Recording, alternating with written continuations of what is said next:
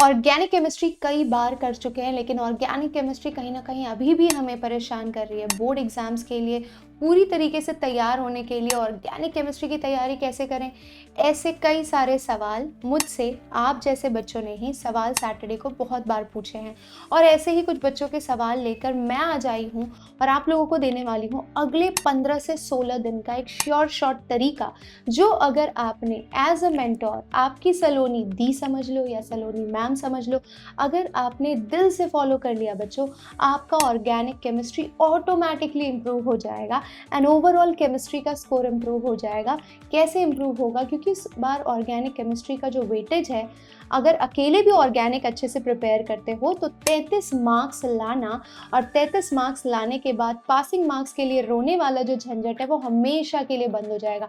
तो बच्चा make sure करिए कि ये वीडियो आप शुरुआत से लेकर अंत तक देखें, सीरियसली देखें, जिन पॉइंट्स को कहा जा रहा है उन्हें नोट डाउन करें, और अगले 3 से 4 पॉइंट के अंदर मैं आपको एकदम जेन्युइन सजेशन देने वाली हूँ, जो टेस्टेड एंड ट्रायल मेथड है, tested and trialled on so many offline students as well as online students, जिन्होंने जेन्युइनली नवंबर और दिसंबर में अच्छे से पढ़ाई शुरू करके अपने केमिस्ट्री के स्कोर्स को इम्प्रूव किया है from 30 to 50, 30 to 60 and 30 to 65।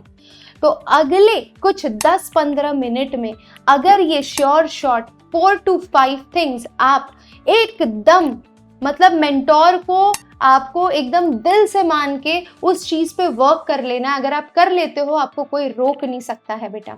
चलिए, तो सबसे पहले शुरू करते हैं बेटा। ऑर्गेनिक केमिस्ट्री में सबसे बड़ी और सबसे इंपॉर्टेंट अहम प्रॉब्लम है आपकी weakness in GOC, general organic chemistry. GOC के लिए आप क्या करेंगे? जीओसी बाय सलोनी मैम टाइप करिए सर्च इंजन में यूट्यूब के, आपको जीओसी के सेशंस मिल जाएंगे।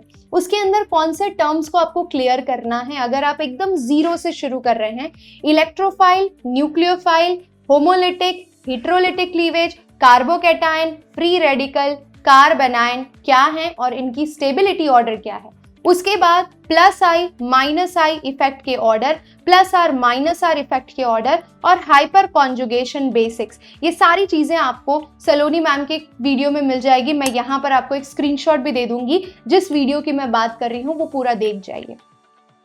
इतना करने के बाद मैं इतना श्योर कर सकती हूँ कि आपके जीओसी पर इस तरीके से पकड़ आ गई है, जितनी बोर्ड एग्जाम के लिए जरूरत होती है उतनी। अब स्टेप नंबर 2 है कि आप अपने सेकेंड पार्ट ऑफ बुक पे मूव करेंगे एनसीईआरटी की, और शुरुआत करेंगे haloalkanes and haloarenes से। डे 1 आप पूरा एनसीईआरटी अच्छे से पढ़ेंगे। नहीं आता पढ़ना, आप हेल्प लेंगे 10 डेज चैलेंज में haloalkanes and haloarenes की वीडियो की, जो सलोनी मैम ने आपके लिए ऑलरेडी अपलोड कर दी है। हार्डली 2 घंटे की वीडियो है बेटा। ये 2 घंटे की वीडियो का टारगेट रखिए कि मुझे 1 दिन में देखकर या 1.5 दिन में देखकर पूरी कंप्लीट करनी है। ठीक है, हमारे पास कुल मिला के 5 चैप्टर्स हैं। हर चैप्टर को हम दे रहे हैं 3 दिन। पहले दिन हम देखेंगे उसका पूरा वीडियो लेक्चर, जहां पर हमें जो भी चीजें इंपॉर्टेंट लगी वो एनसीईआरटी लेकर बैठेंगे और उसके साथ मैच करते रहेंगे। डे नंबर 2 में आपने जो भी डे नंबर 1 में पढ़ा है उसके शॉर्ट नोट्स बनाने हैं, और शॉर्ट नोट्स ऐसे होने चाहिए कि उसके अंदर सारे इंपॉर्टेंट केमिकल रिएक्शंस इंक्लूडेड हैं। एंड शॉर्ट नोट्स का मतलब बेटा, शॉर्ट नोट्स होता है वो बिल्कुल एंड बिल्कुल आपके 2 पेजेस में कंप्लीट हो जाना चाहिए, front end back, front end back. इससे ज्यादा पेजेस नहीं लगने चाहिए। ज्यादा लग रहा है वो आपके शॉर्ट नोट्स बिल्कुल भी नहीं है। डे 2 के बाद आपका आता है डे 3। डे 3 में आप खोलेंगे अपनी एनसीईआरटी की इंटेक्स्ट और एक्सरसाइज, जो भी इंपॉर्टेंट एनसीईआरटी के इंटेक्स्ट और एक्सरसाइज मोस्ट इंपॉर्टेंट न्यूमेरिकल्स बताए हैं उसे आप कर जाएंगे। 3 दिन में आपने पूरी एनसीईआरटी एक चैप्टर की बहुत अच्छे से खत्म की है।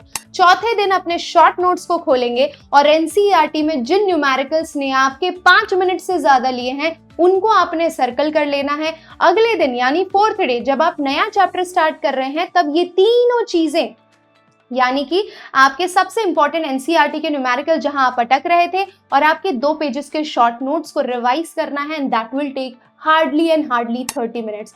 टेस्टेड एंड ट्रायल है एंड बच्चा ऐसे बहुत जल्दी सक्सीड करता है, उसकी ब्रेन की रिटेनिंग कैपेसिटी बढ़ती है और ये सारी चीजें राइटिंग प्रैक्टिस के साथ करनी है। अगर आप राइटिंग प्रैक्टिस के बिना ये चीजें ओरली कर रहे हैं, इसका आउटपुट आपको हार्डली 30 to 40% आएगा। अगर आप चाहते हो इस पूरे प्रोसीजर का आपको पूरा 100% आउटपुट मिले, तो आपको ये सारी चीजें राइटिंग प्रैक्टिस में करनी है। राइटिंग जहां गायब हुई, आपके एग्जाम में नंबर कटते जाएंगे। एक और इंपॉर्टेंट बात बता रही हूँ, जब आप एनसीईआरटी सॉल्व कर रहे हो तो मेक श्योर करो कि किसी अच्छी किताब की हेल्प लो जहां पर सोल्यूशन दिया हुआ है। रीजन क्या है? जब आप आंसर करते हो तो आपको नहीं पता होता कि किस पर्टिकुलर आंसर में कितना कंटेंट लिखना होता है, कौन से केमिकल रिएक्शन मेंशन करने होते हैं, या फिर मार्किंग स्कीम के हिसाब से कौन से टर्म्स को यूज करना होता है। तो जब आप यूज कर रहे हो, एनसीईआरटी के क्वेश्चन सॉल्व कर रहे हो, एक स्टैंडर्ड बुक से आंसर की लैंग्वेज को समझ लो जिस दिन आप सेकेंड डे एनसीईआरटी सॉल्व कर रहे हो, और उसी तरीके से आंसर करो। और याद रखो कि यही चीज मुझे फर्दर इनकलकेट करनी है अपनी राइटिंग एग्जाम में। तो 3 दिन दिए हमने, राइटिंग में शॉर्ट नोट्स बनाए, वीडियो लेक्चर देखे एंड डे 3 को एनसीईआरटी सॉल्व किया।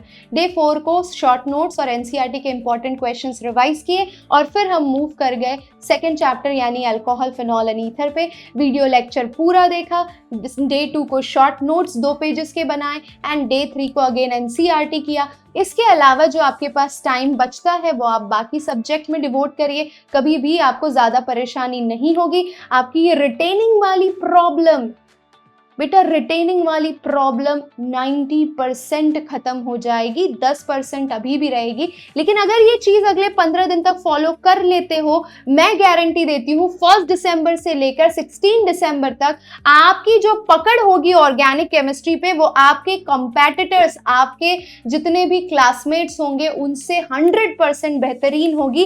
एंड ये श्योर शॉर्ट मेथड है, ट्राई करिए। और मैं चाहती हूँ आप कमेंट में ये जरूर लिखिए कि यस मैम, अगले 15 दिन के लिए हम आपसे ये चैलेंज लेते हैं कि हम ऑर्गेनिक के 5 चैप्टर्स यानी हमारे 70 में से 33 मार्क्स में अपने आप को एकदम प्रो लेवल पे इम्प्रूव करेंगे।